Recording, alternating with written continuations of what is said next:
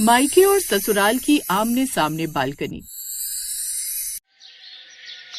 गायत्री के मोहल्ले में आज काफी शोर शराबा हो रहा होता है और गायत्री के घर में भी सभी लोग ढोल नगाड़ों की थाप पर नाच रहे होते हैं। घर के अंदर संगीत बज रहा होता है और हर किसी के चेहरे पर एक खुशी झलक रही होती है। लेकिन इस सब के अलावा घर की मालकिन गायत्री एक कोने में सोफे पर अपना मुंह बनाए बैठी होती है। वो बार बार मेहमानों की तरफ देखती है और एक लंबी सांस छोड़ती है। तभी वहाँ उसकी बेटी शताक्षी आती है और अपनी माँ को इस तरह मुंह फुलाए हुए देखती है। क्या यार मम्मी, आप भी ना जब देखो तब मुंह बनाकर बैठी रहती हो। पूरा घर नाच रहे, खुशियाँ मना रहे और आप यहाँ ऐसे बैठी हो जैसे किसी ने आपकी जायदाद लूट ली हो। अरे अब इस तरह मुंह बनाने का क्या फायदा? आखिर भैया और रेखा दीदी की शादी हो ही रही है ना। शताक्षी, कितनी बार समझाना पड़ेगा तुझे? उसे बार बार रेखा दीदी मत बोला कर। आज रोहन और रेखा की शादी हो रही है तो आज से वो तेरी भाभी बन गई है। घर में आएगी तो क्या उसे दीदी दीदी कहकर ही बुलाती रहेगी? मम्मी, मुझे तो समझ ही नहीं आ रहा कि आप अपनी बहू को अपनाने को तैयार हो भी या नहीं। एक तरफ तो आप इस बात पर मुंह बनाकर बैठी हुई हो कि आपके ठीक सामने वाले घर की लड़की आपके घर की बहू बनकर आ रही है।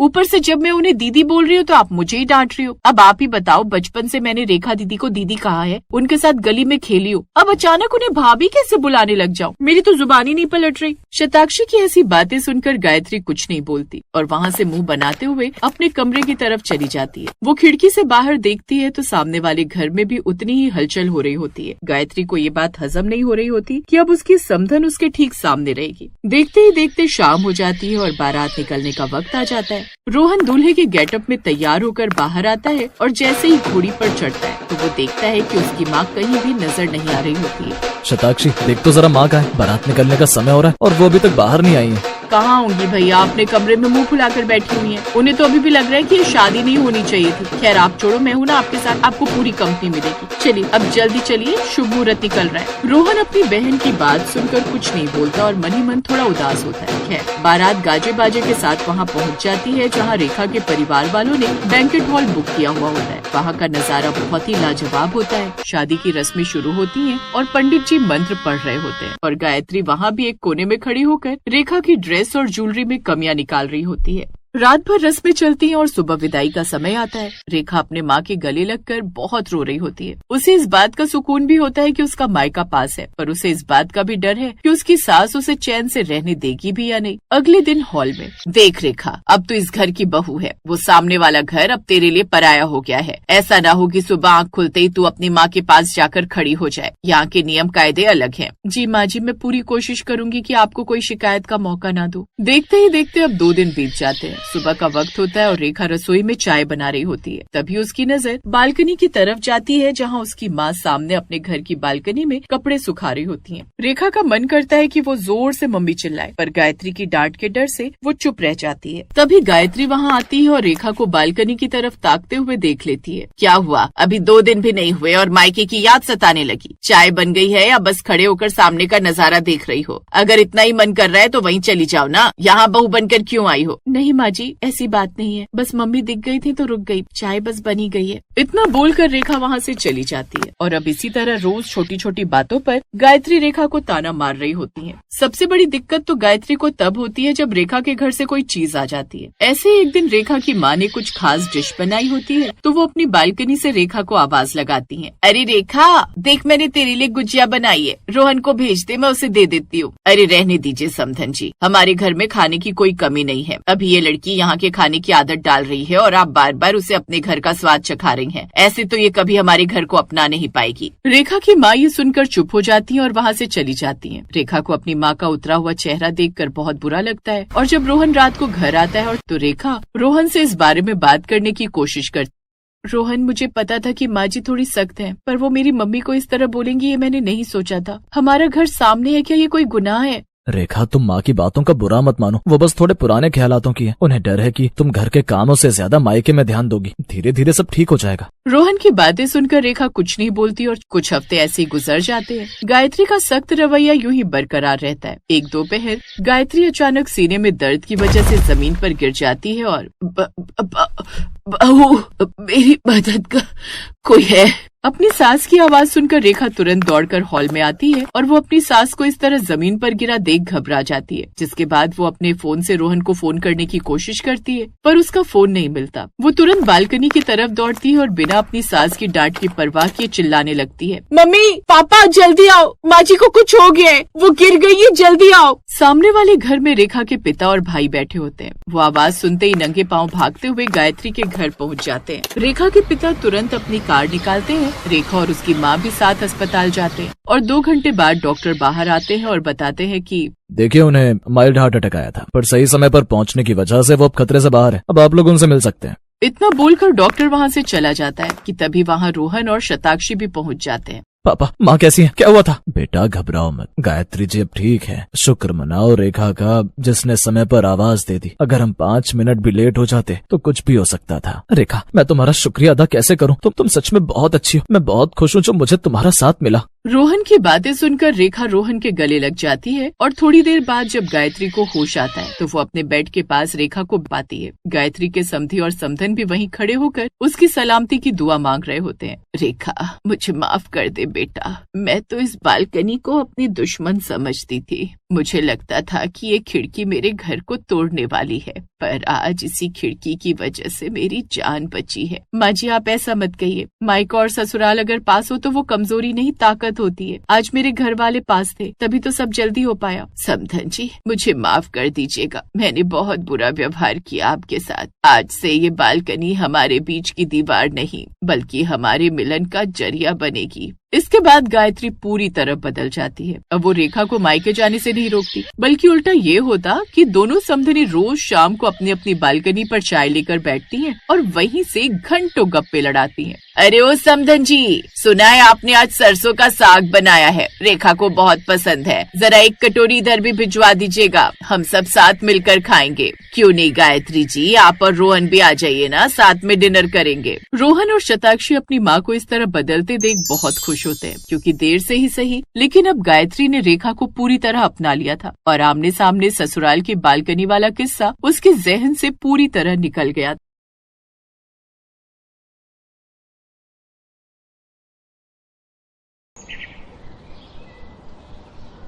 काजल और विनय दोनों पड़ोसी थे। बचपन से ही दोनों गहरे दोस्त थे। एक साथ ही स्कूल में पढ़ाई की, एक ही कॉलेज से दोनों ने ग्रेजुएशन पूरी। इसी कारण दोनों के बीच में प्यार भी बहुत था। दोनों एक दूसरे की कमी को भी बहुत महसूस करते थे।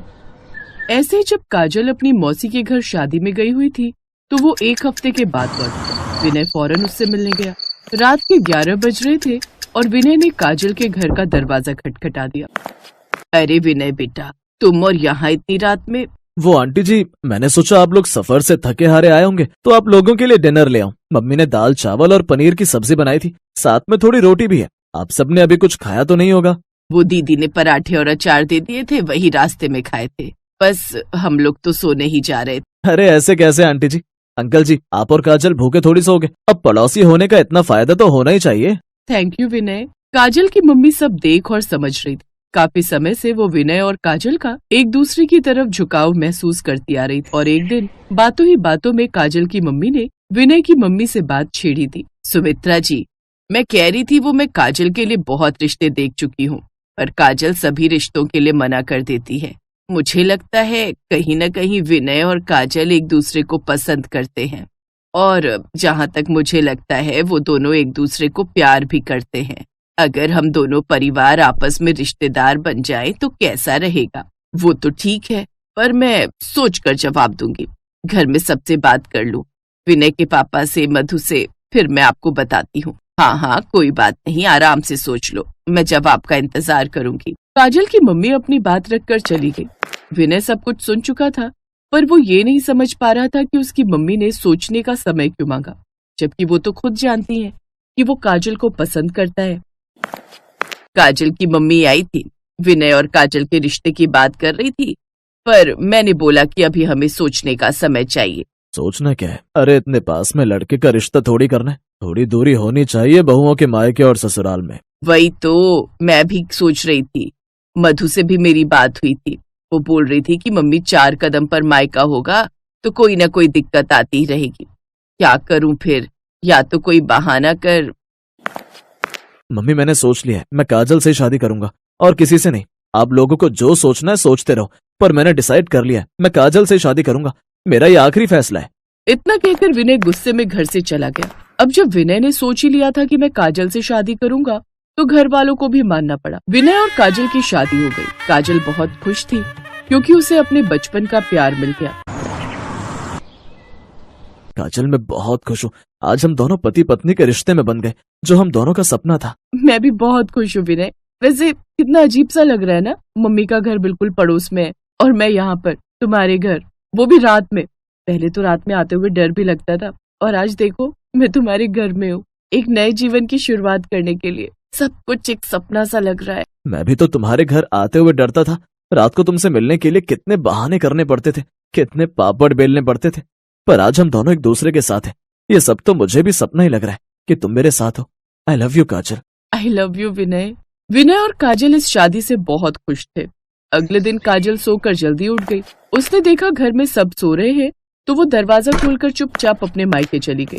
काजल की मम्मी तो सुबह जल्दी उठ जाती थी और काजल को भी सुबह जल्दी उठने की आदत थी। काजल को लग रहा था कि वो अभी भी अपने घर ऐसे ही आ सकती है, पर ऐसा बिल्कुल नहीं था। काजल तू ऐसे चुपचाप बिना बताए यहाँ आ गई? अरे बेटा, आज तेरी पगफेरे की रस्म है, तुझे रस्म करके यहाँ आना था। तेरे सास ससुर को पता चलेगा तो वो कितना गुस्सा करेंगे। अभी कोई उठा नहीं होगा, जा चुपचाप वापस चली जा। हाँ हाँ पापा, जा रही हूँ। एक कप चाय तो आराम से पीने दो, कितने दिन से ढंग से बैठकर चाय भी नहीं पी मैंने। मम्मी मुझे चाय के साथ रस दे दो और उस पर थोड़ी मलाई लगा देना। हाँ हाँ ला रही हूँ मेरी लाडो रानी। इधर काजल इत्मीनान से मायके में नाइट सूट में बैठी हुई चाय पी रही थी। उधर उसकी सास पूरे घर में उसे ढूंढ रही थी। विनय बेटा, काजल कमरे में नहीं है तो फिर कहाँ गई? पूरे घर में ढूंढ लिया, वो कहीं भी दिखाई नहीं दे रही है। मम्मी एक बार छत पर देख कर आता हूँ। तभी काजल आ जाती है। काजल, तुम बाहर से कहाँ से आ रही हो, और वो भी नाइट सूट में? कहाँ गई थी तुम? वो आप सब सो रहे थे ना, और मुझे चाय पीनी थी तो मम्मी के घर चाय पीने चली गई थी, बस वहीं से आ रही हूँ। तुम बिना किसी को बताए, बिना किसी रस्म के अपनी माँ के घर चली गई। तुम्हें पता भी है तुम इस घर की नई नवेली दुल्हन हो। शादी के बाद नई बहू की ससुराल में कुछ रस्में होती हैं, इसलिए ये बचपना छोड़ दो। ये नहीं कि 4 कदम पर मायका है तो तुम ऐसे ही उठकर चली जाओगी। हमारी भी मोहल्ले में इज्जत है विनय, इसीलिए मैं काजल से तुम्हारी शादी के लिए मना कर रही थी। इतने नजदीक मायका होना बिल्कुल सही नहीं है, पर तूने मेरी बात नहीं मानी। अपनी सास की बात सुनकर काजल मुंह बनाती हुई कमरे में चली गई। उसी दिन से शुरू हुई काजल और उसकी सास सुमित्रा देवी के सास बहू के रिश्ते की कड़वाहट। अब तो जब भी मौका लगता काजल अपने मायके चली जाती और अपनी सास की खूब बुराइयां करती। माँ आपको पता भी है, माँ जी घर का एक भी काम नहीं करती हैं, सारे काम मुझे ही करने पड़ते हैं। जब देखो बस यही ताना देती रहती है कि मैं यहाँ क्यों आती हूँ। उनका बस चले तो वो मेरा मायके आना ही बंद कर दे। अरे ऐसे कैसे आना बंद कर देंगी, ये कोई बात होती है? मैं आज ही तेरी सास से बात करूंगी। अरे पहले पड़ोसी थे, इतना प्यार था, अब समधी बन गए तो उसमें इतना घमंड करने की क्या जरूरत है? हमने भी अपनी बेटी दी है, कोई फेंकी नहीं है उनके घर में। रहने दो माँ। अरे मुझे कौन आने से रोकेगा, मैं खुद ही आ जाऊंगी। मुझे किसी से पूछने की जरूरत थोड़ी है, टेंशन मत लो। मैं चाहे दिन में 10 चक्कर लगाऊं, मेरा अपना घर है।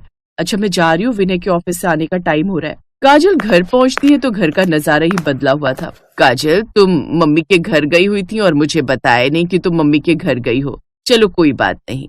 वैसे मैंने वो मधु के ससुर रहते हैं ना गांव में, उनसे 2 डिब्बे देसी घी मंगवाया था, गांव का शुद्ध देसी घी। सोचा एक हम रख लेंगे और 1 किलो का डिब्बा तुम्हारी मम्मी को दे देंगे। बहुत बढ़िया घी होता है गाँव का। चलो मैं तुम्हारी मम्मी के घर चलती हूँ, उनसे मिल भी लूंगी और ये घी भी दे आऊंगी। आप और मेरे मायके? अरे वो तुम्हारा मायका बाद में है, मेरी सहेली आशा का घर पहले है। विनय, हम दोनों सास बहू जा रहे हैं, थोड़ी देर हम वहीं बैठेंगे। तुझे चाय पीनी हो तो वहीं आ जाना। हाँ ठीक है माँ। काजल तुम मम्मी के घर मेरे लिए चाय बनाओ, मैं आ रहा हूँ। अपनी सास का बदला हुआ रूप देखकर काजल भी हैरान थी।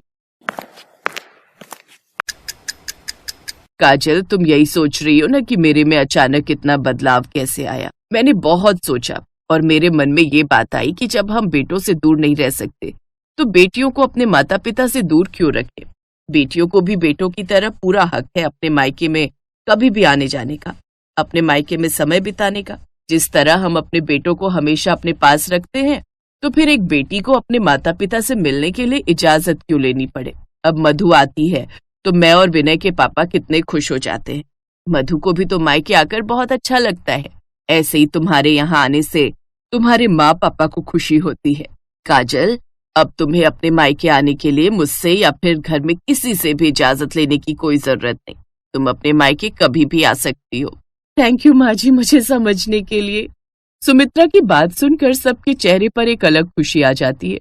दोनों समधन भी आपस में गले मिलती हैं। उस दिन के बाद काजल को कभी भी अपने मायके आने जाने के लिए सोचना नहीं पड़ता था। उसके लिए मायका और ससुराल दोनों में कोई फर्क नहीं था। Thanks for watching.